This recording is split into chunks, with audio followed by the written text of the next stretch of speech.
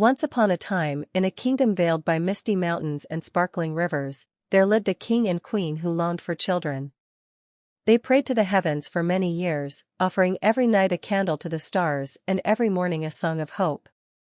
One night, as the moon shone brightly over the palace, the queen gave birth to a daughter. But this child was unlike any other. Her hair was dark and tangled, her skin blotchy, and her eyes unusually large, giving her an appearance that startled even the midwives.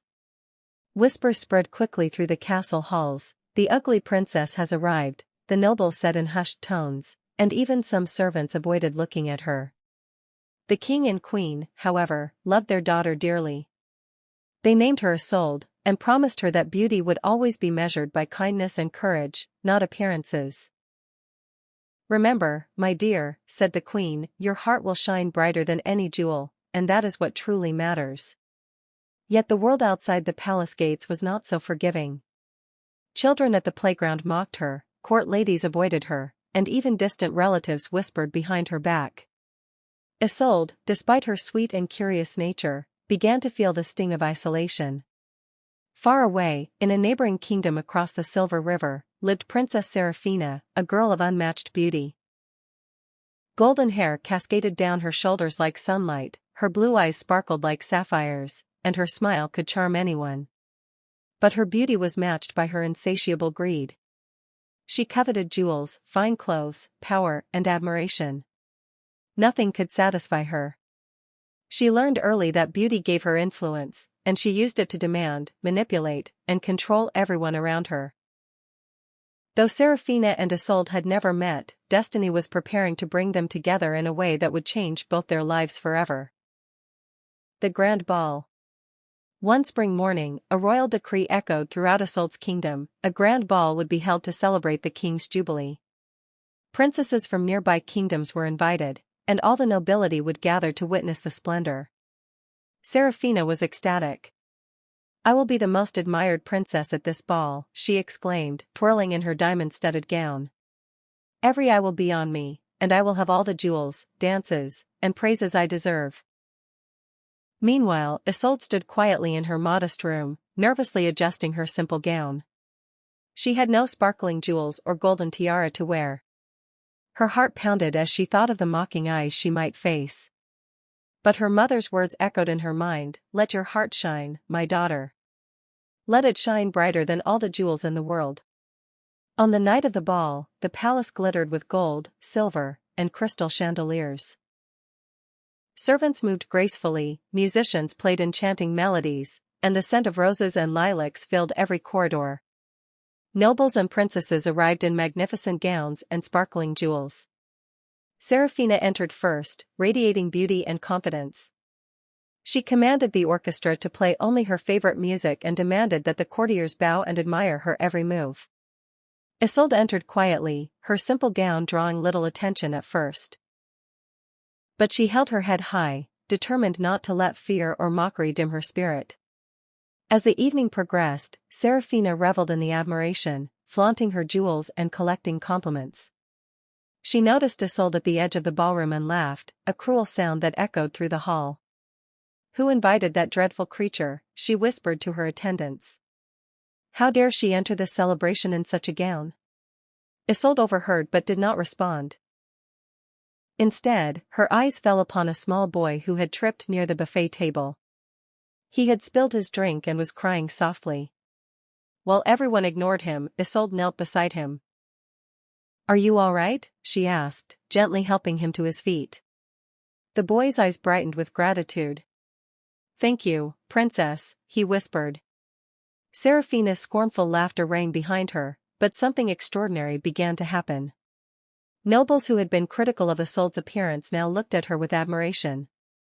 The boy's joy spread warmth throughout the room, softening even the sternest courtiers. The musicians, inspired by the genuine kindness emanating from her, played a melody so tender that it seemed to enchant the entire hall. Feeling threatened, Seraphina devised a plan to humiliate Isolde. She called for the Golden Rose Challenge, a tradition in which princesses presented gifts to the king, judged not by value alone, but by the heart behind them. Seraphina's offering was a chest overflowing with gold, jewels, and perfumes from distant lands. The king accepted her gift politely, sensing her pride and greed beneath the glittering surface. Isolde approached timidly, carrying a small bouquet of wildflowers she had picked that morning. They were simple blooms, yet vibrant and fragrant. "These are for you, father," she said softly, bowing. "For all the love and care you give our kingdom every day." The hall fell silent. How could a simple bouquet compete with Seraphina's treasures? Yet as the king took the flowers in his hands, he noticed the care and thought that had gone into them. He felt the warmth of Isolde's heart, a light that outshone even the brightest diamonds. "Isolde," the king announced, his voice echoing, "your gift carries love, thought, and kindness. These are far greater than all the riches in the world." The crowd erupted in applause. Seraphina's face turned crimson with humiliation. Her beauty could not protect her from the truth. Greed and vanity could never rival a kind heart. The journey beyond the palace.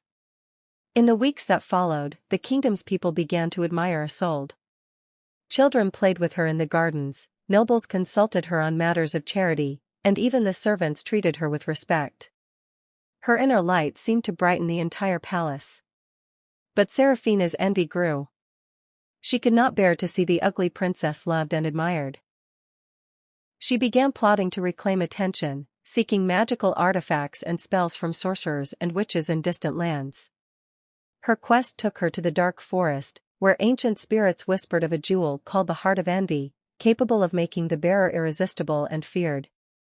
Meanwhile, Isolde continued to grow in wisdom and compassion. She often wandered through the palace gardens, talking to animals, helping the poor, and tending the royal orchards.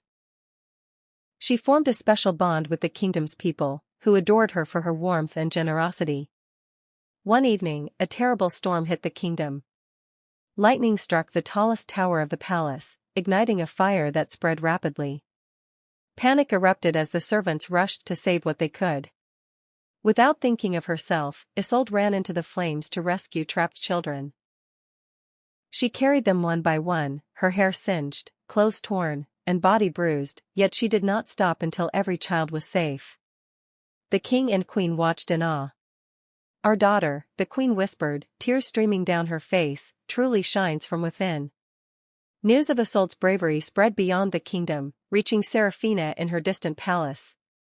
The greedy princess, still chasing power and magic, realized that no spell or jewel could give her what Isolde had naturally: love, respect, and true admiration.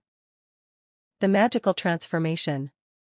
Time passed, and Seraphina's loneliness grew heavier. Her wealth and beauty could not fill the emptiness in her heart. In her despair, she returned to the dark forest, hoping the Heart of Envy could finally grant her happiness. But the forest spirits, seeing the greed in her soul, decided to teach her a lesson. When Seraphina touched the jewel, it glowed brightly.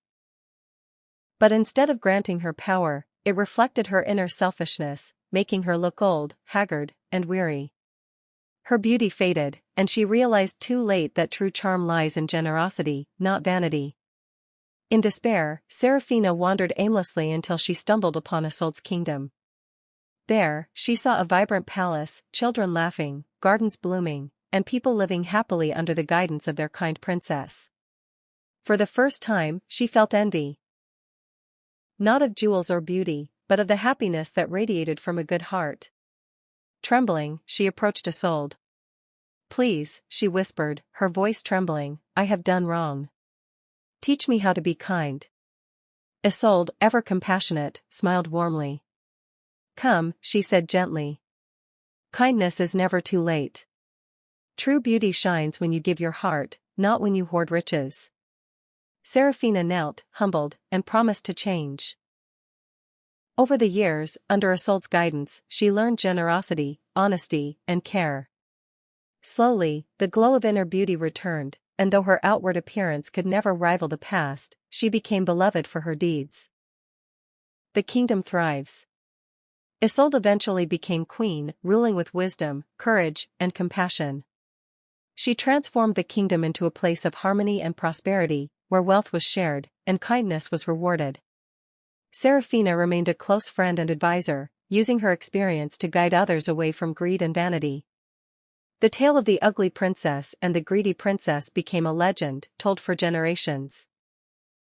Children learned that beauty is not measured by appearances, wealth, or jewels, but by the kindness, courage, and generosity that dwell within the heart.